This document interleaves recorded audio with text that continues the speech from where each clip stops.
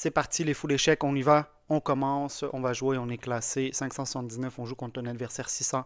Et le but de la vidéo aujourd'hui, qu'est-ce que c'est dans le fond? C'est de vous expliquer les 5 conseils pour s'améliorer. Donc les 5 choses indispensables qui vont vous permettre de grimper les élos, passer 600, 700, 800, vous êtes coincé à 900, 1000, peu importe.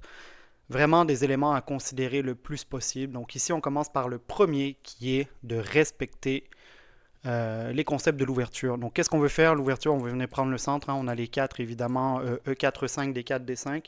Donc, on vient faire ça autant pour les noirs que pour les blancs. Là, voyez, on a un adversaire qui respecte quand même bien ses principes, car le deuxième étant de développer les pièces mineures. C'est ce que je vais faire ici, dans le fond. Donc, je vais venir clouer son cavalier. Je ne vais pas faire une ouverture particulière. Ce que je veux, c'est vous montrer comment jouer lors d'une partie et quelles sont les choses à respecter ici. Donc là, on a un adversaire ici qui pousse son pion en D4, qui va me permettre de commencer à faire quelques petits calculs. Donc, deuxième élément, qu'est-ce qu'on veut? C'est de ne pas jouer nécessairement vite. On veut prendre le temps de calculer les coups. Pourquoi? Parce que c'est ce qui va vous permettre de gagner des parties, justement. Si je viens ici, je prends, il peut me reprendre avec le cavalier. Je peux le reprendre avec le cavalier, va me reprendre avec la dame, va m'attaquer le fou ici si vous ne l'aviez pas vu.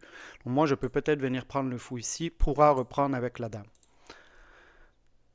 Est-ce que c'est un échange ou est-ce que c'est des échanges qui vont m'avantager? Je ne sais pas. Sa dame sera ici en D4, donc sera active.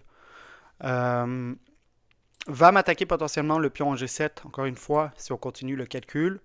Donc ça peut faire partie également des choses à considérer, de ne pas jouer trop vite et de regarder si c'est des échanges qui nous avantagent.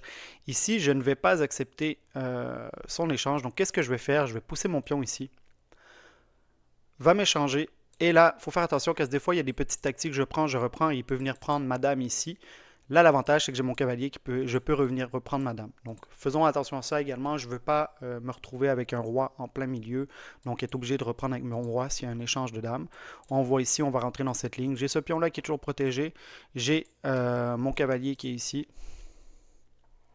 Et là, mon adversaire aurait d'ailleurs pu m'attaquer ici. J'aurais été obligé de prendre, car sinon, j'aurais perdu la protection de mon j'aurais perdu la protection de mon pion. Là, le roi, la dame vient de s'écarter. Et là, ce que je vais faire ici, c'est encore une fois, je vais essayer de faire un échange qui est avantageux pour moi. On sait que les fous sont des fois supérieurs, en fait, sont considérés comme un petit peu supérieurs au cavalier. Mais ce que je vais faire ici, c'est que je vais doubler les pions de mon adversaire, donc va devenir une faiblesse à long terme.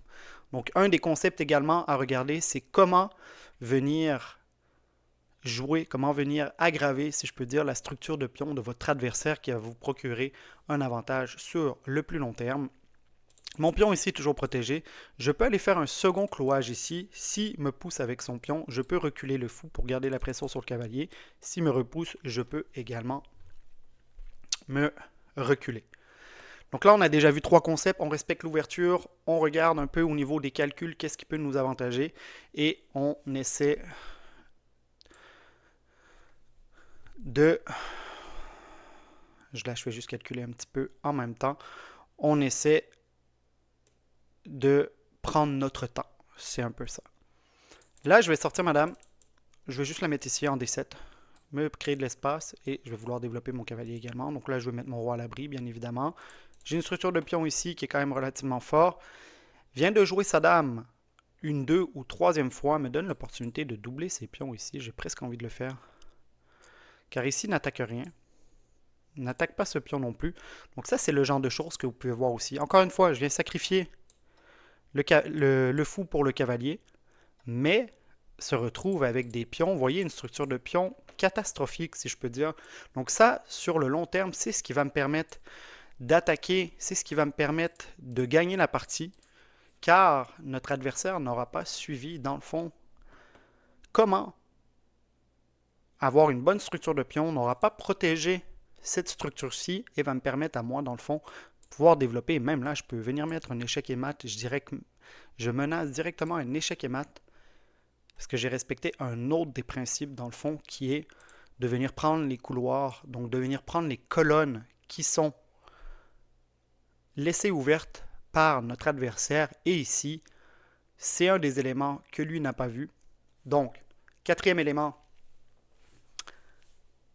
prendre les couloirs, prendre les colonnes quand vous les voyez qui sont ouvertes ou semi-ouvertes, que j'ai pu faire ici avec la dame et ma tour. Cinquième élément, cinquième conseil très important, lire ce que fait l'adversaire, regarder, essayer de comprendre les intentions. Mon adversaire n'a clairement pas vu mon intention ici. J'avais une dame, j'avais une tour et va se faire tout simplement mater car n'a pas vu que j'avais une batterie